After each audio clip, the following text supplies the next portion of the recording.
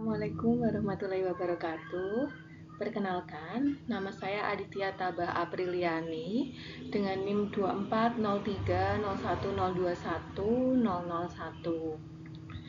Pada kesempatan ini, saya akan mempresentasikan salah satu materi yang telah saya dapatkan dalam mata kuliah Statistik Ekonomi dan Bisnis. Yang akan saya presentasikan yaitu materi terkait ukuran pemusatan data.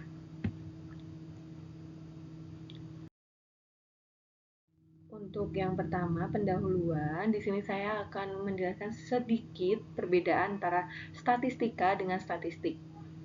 Untuk statistika adalah ilmu yang berkaitan dengan pengumpulan, pengolahan, analisis, dan penarikan kesimpulan dari data. Sedangkan untuk statistik yaitu kumpulan data, baik bilangan maupun non-bilangan, yang disusun dalam tabel atau diagram untuk menggambarkan suatu masalah. Nah, itu tadi perbedaan antara statistika dengan statistik ya. Statistika itu lebih ke ilmunya. Kemudian, untuk tujuan statistika itu ada 3. Yang pertama, untuk menjawab permasalahan dan membuktikan kebenaran hipotesis atau dugaan yang belum diungkapkan kebenarannya. Kemudian yang kedua, yaitu meringkas data menjadi informasi yang mudah dipahami. Kemudian yang ketiga, yaitu sebagai dasar pengambilan keputusan dalam bisnis dan ekonomi.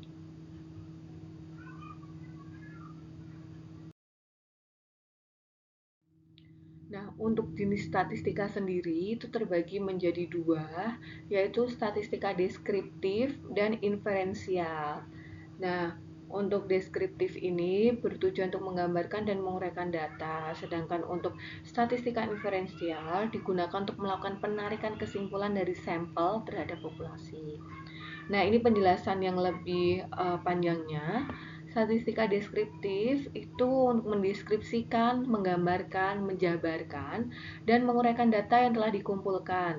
Biasanya disajikan dalam bentuk tabel, grafik, nilai-nilai statistik seperti mean dan median. Kemudian untuk statistika inferensial itu digunakan untuk menarik kesimpulan dari sampel ke populasi secara umum. Digunakan untuk membuat prediksi atau keputusan berdasarkan data yang tidak diambil dari seluruh populasi. Nah, ini untuk contoh dari masalah ukuran pemusatan data.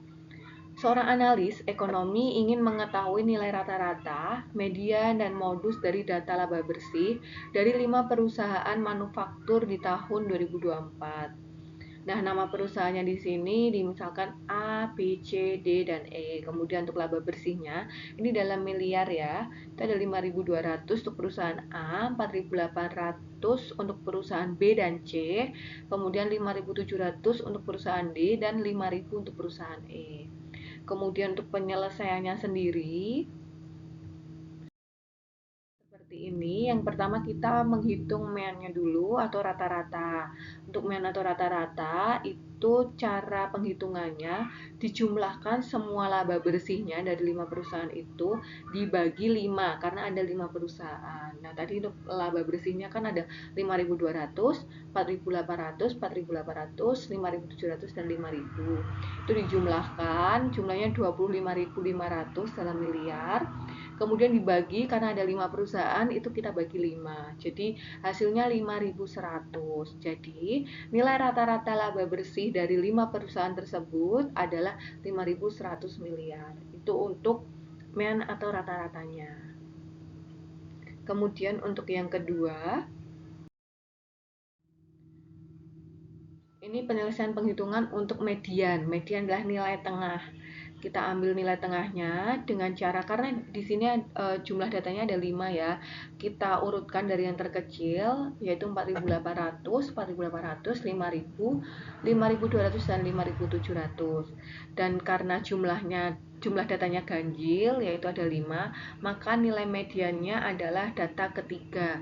Jadi nilai median adalah data nilai tengah ya. Kita ambil misal datanya ada 5, berarti mediannya, nilai tengahnya itu berarti data ketiga.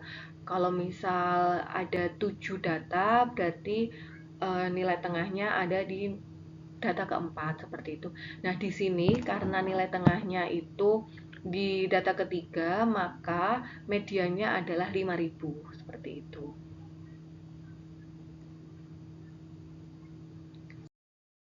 Selanjutnya yaitu menghitung modus. Modus adalah nilai yang paling sering muncul.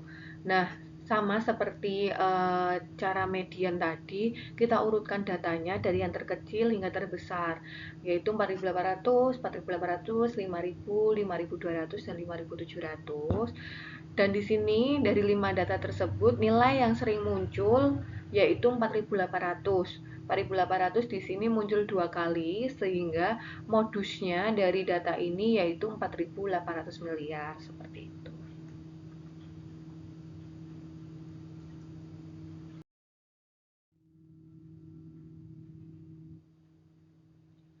Nah, setelah tadi mengetahui pengertian dari statistika, kemudian jenis-jenis statistika, kemudian contoh soal, tujuan. Nah, di sini saya akan menjelaskan sedikit kegunaan atau pengaplikasian dalam ruang lingkup statistika ekonomi dan bisnis. Nah, di sini untuk ukuran pemusatan data ini digunakan untuk pengambilan keputusan manajerial, yaitu manajer dapat menggunakan data statistik untuk membuat keputusan strategis. Itu yang pertama. Kedua, itu digunakan sebagai analisis keuangan dan investasi. Digunakan untuk menganalisis kinerja pasar saham, memprediksi tren harga aset, mengevaluasi resiko investasi, dan menghitung pengembalian investasi. Itu kegunaan yang kedua. Untuk yang ketiga, sebagai ekonomi makro, yaitu untuk memahami fenomena ekonomi makro seperti inflasi, pertumbuhan PDB, tingkat pengangguran, dan kebijakan moneter.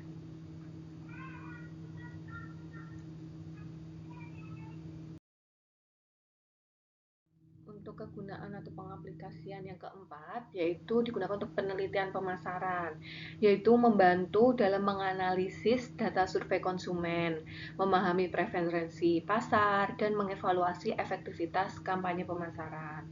Kemudian yang kelima, kontrol kualitas, memantau kualitas produk dan proses, mengidentifikasi variasi, dan memastikan standar mutu terpenuhi.